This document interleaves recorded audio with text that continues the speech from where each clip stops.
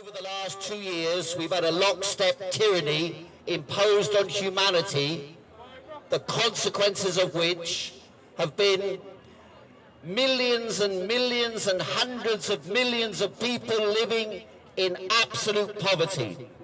Now, yesterday they increased the price of energy, supposedly because of a war in Ukraine.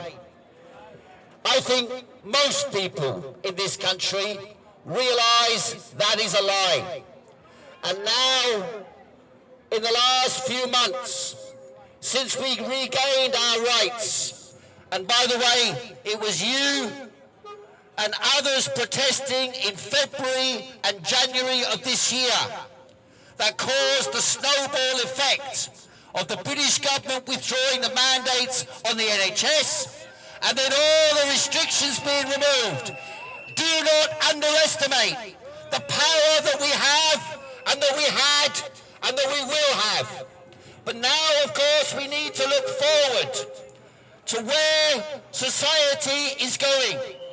People have been stunned, shocked. They come out in joy suddenly because they're free again to do things. But now they're being battered down by a massive attack on the living standards of the working classes. And we must be prepared to go to those people who were vaccinated, amongst your friends, amongst your family, amongst your neighbours. Make alliance with them, because we have the upper ground. We can be magnanimous, because we were right, and they are the ones suffering, not us. And therefore we must not be sectarian in our approach to people. In my opinion, the idea of Remise to go to the Notting Hill Carnival is right. Not only on Monday, but also tomorrow.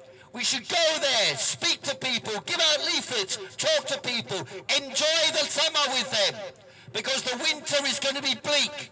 And we need to prepare, to organise, to connect with the working classes, to get the workers, the ordinary workers who are going on strike, who know something's wrong, who feel something's wrong, but are being led by trade unionists, some of whom were responsible for some of the insanity that was carried out over the last couple of years.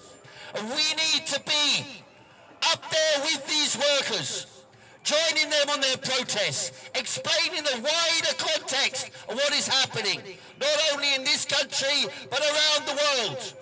And in that way, we can lay the basis for new movements of the people when the governments try to impose restrictions on us in the name of energy crisis, in the name of blackouts, in the name of cost of living crisis. We must be the most determined, the hardest fighters for the rights of the workers. And in that way we'll connect in. They are coming towards us already on the issue of vaccines. Even Rishi Sunak last week said we should never have listened to the so-called scientists. Well, thank you for coming on board on that question. They are split down the middle, that's what it means. They don't believe it, they never believed it. They're split down the middle.